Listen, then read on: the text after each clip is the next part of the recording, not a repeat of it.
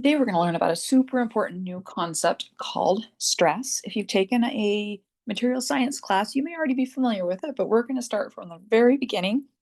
And for today, we're going to talk about stress mainly in bars and axially loaded things that are being pulled. So let me draw something like that. So here we've got a bar or a dowel or a rod of some kind, and it is being pulled in tension. So it's being loaded in tension with an internal normal force N. So N is our internal normal force. All right, now to figure out stress, the idea here is that when I pull with an internal normal force N, it makes a really big difference whether the bar that I'm pulling on is a little tiny wire or string versus whether it's a giant log with a huge diameter to it. But you could still apply, say, 10 pounds of force to a tiny thing or a giant thing, and the internal normal force is still just 10 pounds. So to really get a sense of how highly loaded is the material, is it likely to break or not, we actually want to normalize. Normalize usually means divide by something. We want to normalize this force by something that tells us how big it is. The number we're going to use to normalize it is this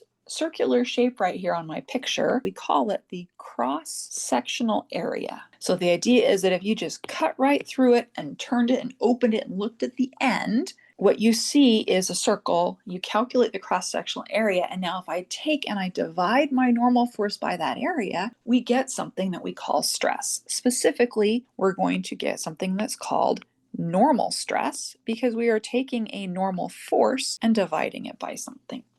We are going to use a lowercase Greek letter sigma. Okay, if you're not so good with drawing your lowercase Greek letters, it's basically a circle with a little bit of a tail at the top. And that is equal to that normal force N divided by that cross-sectional area A. The units of this normal stress, it's force over area. Well, you know force units, you know area units. In SI or metric, we're going to have newtons divided by probably square meters, could be square millimeters. And in English units, we're going to have things like pounds per square inch.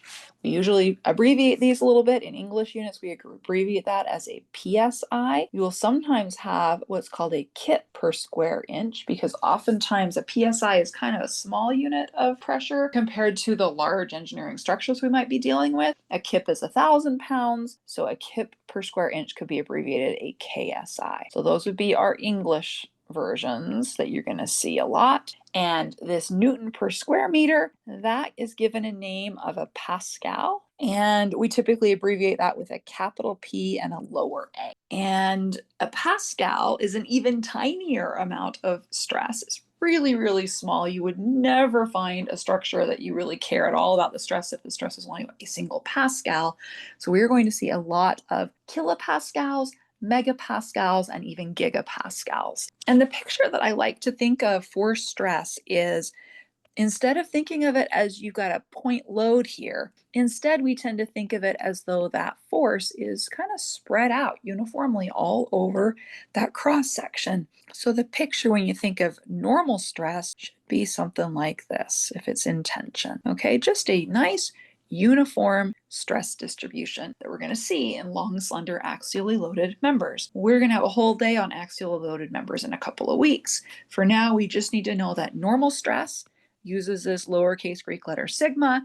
It has units of either PSI or pascals. You calculate it by finding your internal, this is really important, it's got to be the internal normal force at that location and dividing it by the cross-sectional area. That's the whole new concept. We're going to do a really basic, just calculating stress example, and then I'm going to bring some in a bit of a statics review with my second example. So first example looks like this. It looks like it's a rod plus a pipe, looking at the words over here. So from B to C is a rod. And by rod, it means it's solid. It's got a diameter of 12 millimeters.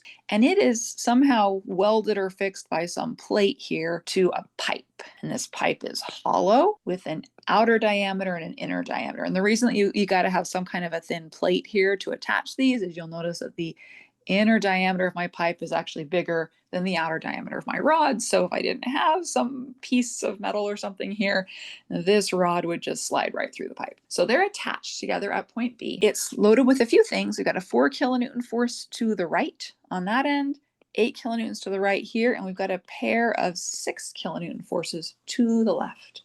So if you thought of this as a free body diagram, which it basically is, I don't have any supports on there, we better have equilibrium, and we do. We have 4 plus 8, 12 kilonewtons to the right, and 6 plus 6, 12 kilonewtons to the left, so it's in equilibrium. And the problem was is to find the normal stress at D in the middle of the pipe somewhere, and the normal stress at E in the middle of the rod. First tip, that equation we just wrote down looks pretty simple, but we've got to get two things right. We have to get N right, and we have to get A right, and this is a number one student mistake. They oftentimes want to just grab the numbers on the picture without thinking through what is the actual internal load if I cut it open here and I cut it open there. This is a pretty simple problem. You might get it right anyway, but they are going to get more difficult. So I do want you to draw the little free body diagram. So if we want to find the stress at D, let's cut through D and draw a free body diagram. And you can keep everything to the left or everything to the right. What you can't do is say chop it here and keep just this. You have to keep everything to the left or everything to the right to get the correct answer. I'm going to keep the easier side and just keep everything to the left. So to show you, this is my cut open face. I'm just going to make it kind of jagged looking. So that's where I cut.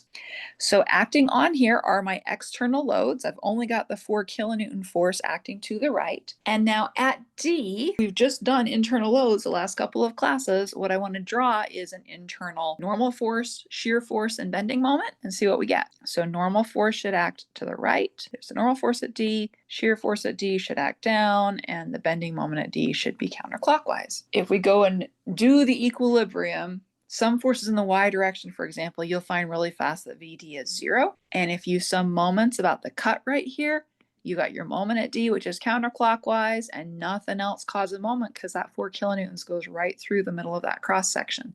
So moment at D is also 0. So what we're going to get is the only interesting equation for equilibrium is if I sum force in the x direction, I have 4 kilonewtons to the right plus ND to the right equals 0. So ND is going to come out to be minus 4 kilonewtons. Here's where that minus helps us. We always draw our internal normal force in a two-dimensional part, assuming that it is in tension. So anytime we get a negative, that means compression. And I just realized I forgot to mention signs when I talked about stress up here. Our sign convention will be positive is tension and negative is compression. So this is negative, so it is going to be a compressive normal force. It will lead to a compressive normal stress. This is the pipe. Let me draw a quick picture of a cross section of a pipe. We have an outer diameter, we have an inner diameter. That is what we mean by outer diameter. And in here is what we mean by inner diameter. To find the cross-sectional area of a pipe, you want to take the area of the outside circle minus the area of the inside circle. So my cross-sectional area at point D is going to be the outside area, pi times the outer radius squared minus pi times the inner radius squared. That's how I memorized area of a circle, pi r squared. This is the area of my outside circle minus the area of my inside circle. Now let's plug in some numbers. That's going to be pi. Since the outer diameter was 28 millimeters, the outer radius is 14 millimeters, and that's the number that gets squared. And then we subtract from it pi times the inner radius. The inner diameter was 20, so the inner radius will be 10 millimeters, which gets squared. And this comes out to be 301.6 millimeters squared. We're going to use that in a minute, and we're going to have to be careful with our units because you'll remember we're going to do a force over area. So we're going to have millimeters squared in the denominator, and we need to be really careful not to mess up our units. So let's calculate that stress now. Stress at D is the normal force at D divided by the area at D. So we got minus 4 kilonewtons divided by 301.6 millimeters squared.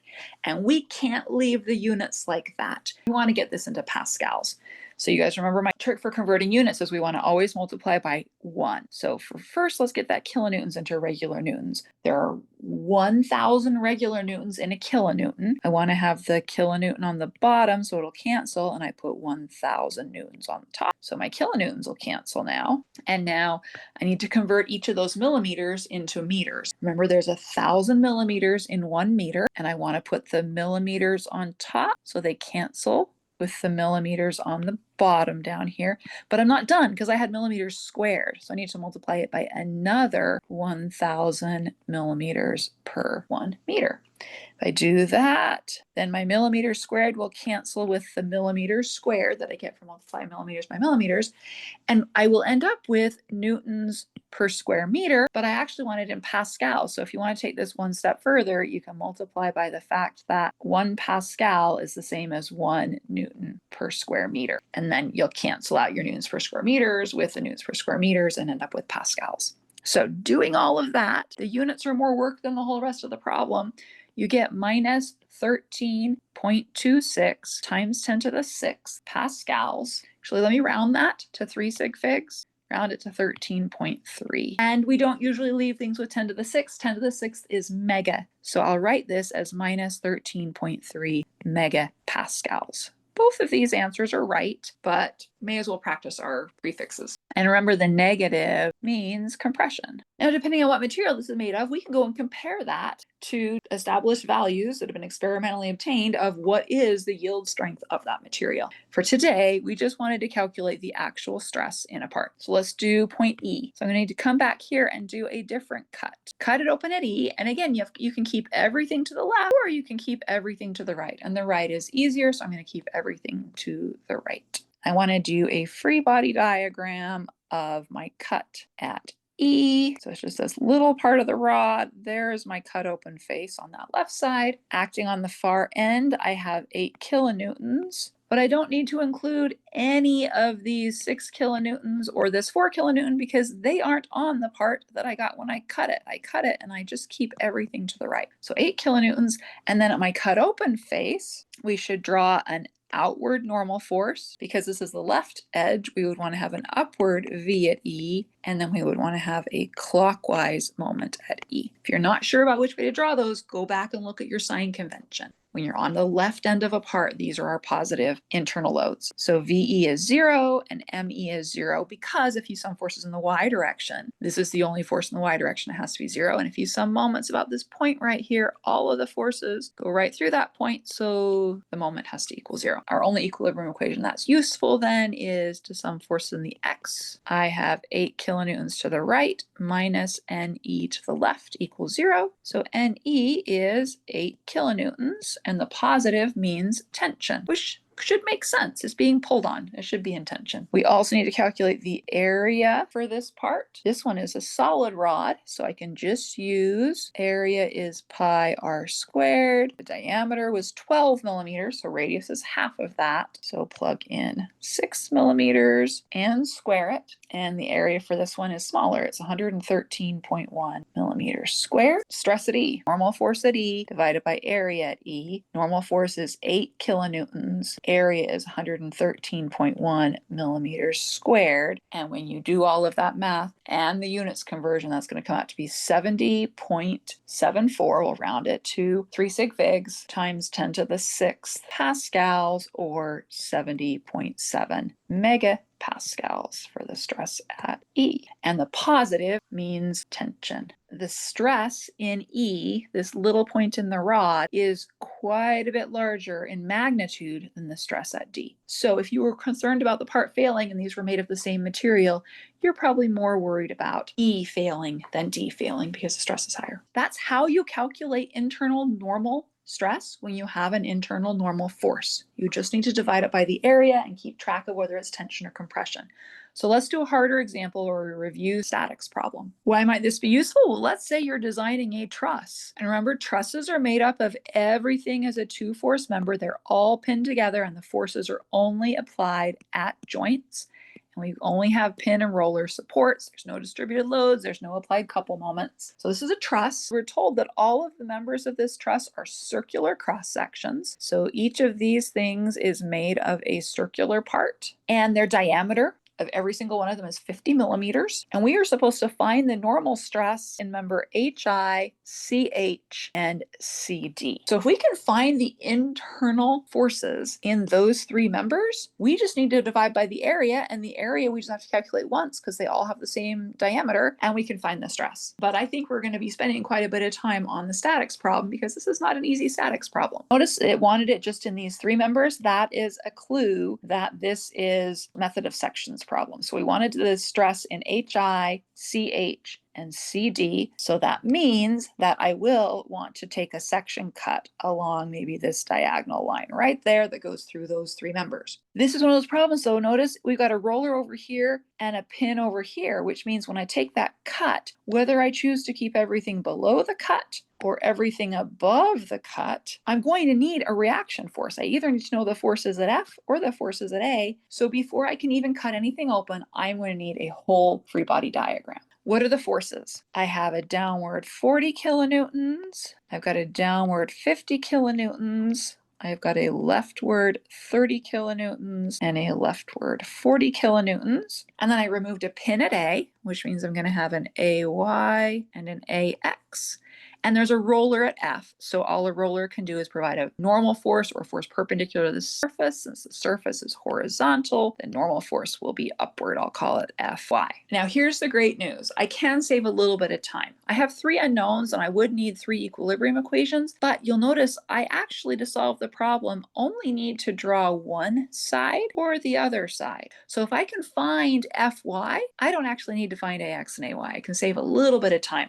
So let's plan on that. Let's solve for Fy, probably by summing moments about point A. So I can, in just one equation, I can get Fy, and then we'll just take up above the cut to find our internal loads. So for equilibrium for this one, I'm going to sum moments about point A to solve for Fy.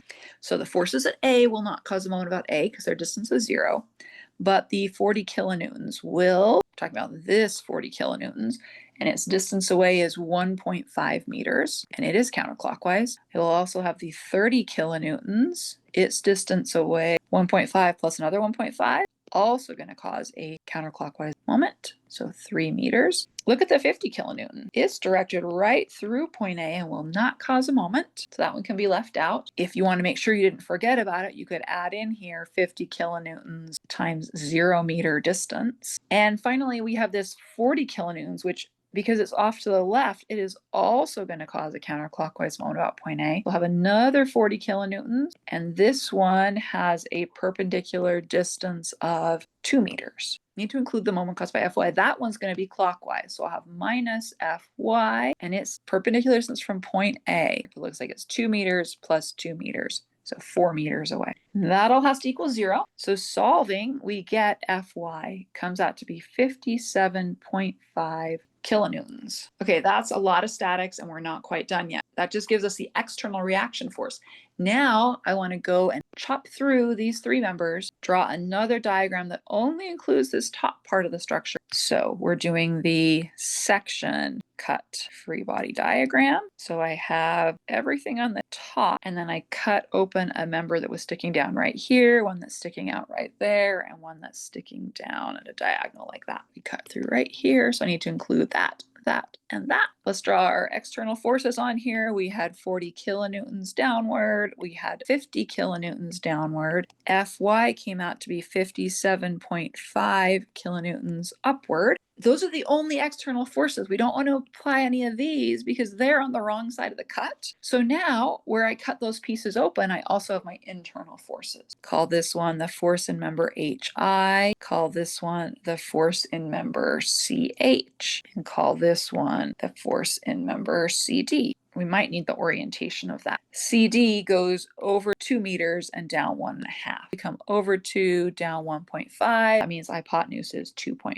This is just like a little 3, 4, 5 triangle scaled down. We now have another free body diagram, and if we can find these three internal forces, they are actually the normal force in each of those members. Remember, with two force members, The only internal force we're going to have is a normal force, either tension or compression. Let's do some equilibrium equations and see if we can find all of those. I would like an equation with only one unknown in it. This is in the x direction, and this one has an x component. This is in the y direction. This has a y component. I'm going to want to sum moments somewhere, and I'd like to sum moments about a point that has more than one unknown. So I decided to sum moments about point H right here, because then I'll only have FCD as an unknown. So summing moments about point H has to be 0. We'll call counterclockwise positive. FHI won't cause a moment, FCH won't cause a moment, and the 50 kilonewtons won't cause a moment. But the 40 will, and the 57.5 will. And then if you break FCD up into a horizontal and vertical component, the vertical component won't cause a moment about point H, but the horizontal one will. So I end up with the 40 kilonewtons is 2 meters away. That's this perpendicular distance right here from point H over to the 40 kilonewtons.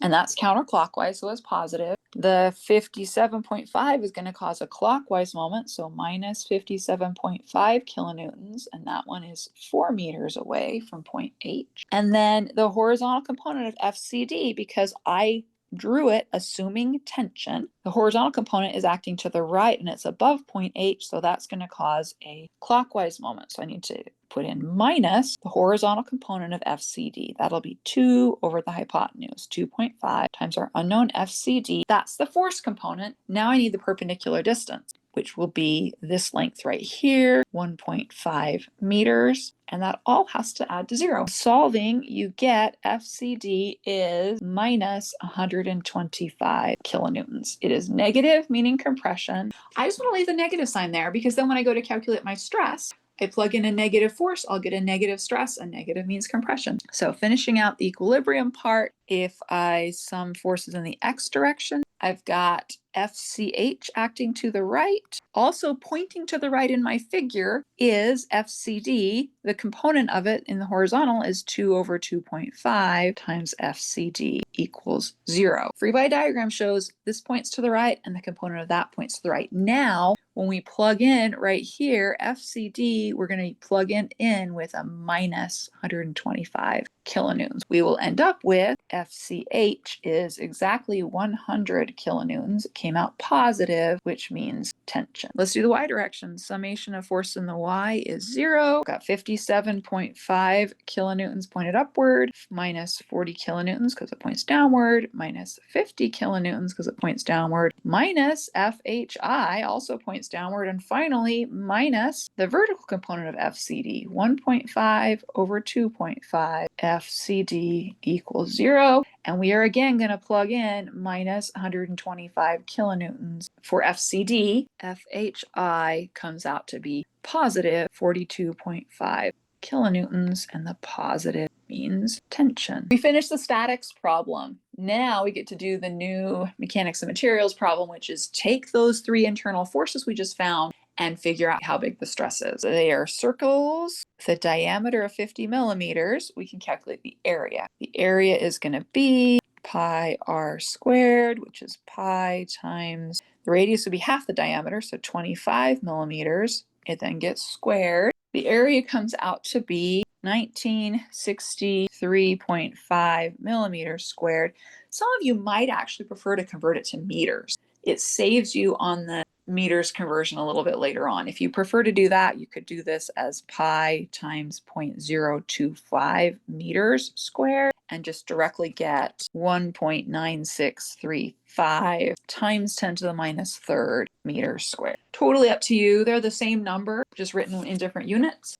You get the same answer either way. So now let's find those stresses. So if I want to do the stress in member CD, I need the force in member CD divided by the area. The force in member CD was minus 125 kilonewtons. And if I divide that by the area, whichever area you want, if we plug in 1963.5 millimeters squared, we get a number. It comes out to be minus 6.37 times 10 to the minus second kilonewton per millimeter squared. Again, you can't leave it like that. So here are some different ways that you could leave it. If I take that number, the minus 6.37 times 10 to the minus second kilonewtons per millimeter squared, and I want to do this conversion, I can multiply by 1,000 newtons per 1 kilonewton, and then I can multiply by 1,000 millimeters per 1 meter, but then I would need to square that. That will all come out to be minus 63.7 times 10 to the 6 newtons per meter squared. Your calculator might give you 6.37 times 10 to the 7th. I prefer to write it with a 10 to the 6th, and the reason is that makes it easy to see that that is minus 63.7 megapascals. The negative means compression. Let's do the other two. Stress in HI, that's the force in HI divided by the area. That's going to come out to be, here's another way you can write it if you don't like doing all those unit conversions. 42.5 kilonewtons, that's 42,500 newtons. Then that area, we can use the version that's already in meters squared. You can write it as pi times 0.025 meters squared. This is probably the fastest way, is you're doing your units conversions as you go. Convert kilonewtons to newtons, convert millimeters to meters, then do the math, and it will come out directly as 21.6 times 10 to the 6th newtons per square meter, which again, that's 21.6 times 10 to the 6th pascals, or 21.6 megapascals. And finally, stress in member CH. I need the force in member CH divided by the area. I'll do that fast way. 100,000. 100 kilonewtons is 100,000 newtons. Divide it by that area, which I did already calculate. 1.9635 times 10 to the minus third meters squared. That comes out to be 50.9 megapascals. So if you had a material that had similar strength in both tension and compression, some materials do, some materials really do not. But if it were similar, this would be kind of a design stress to use when you're choosing a material. Okay, that wraps it up for Introduction to Normal Stress in parts that are loaded with an internal normal force.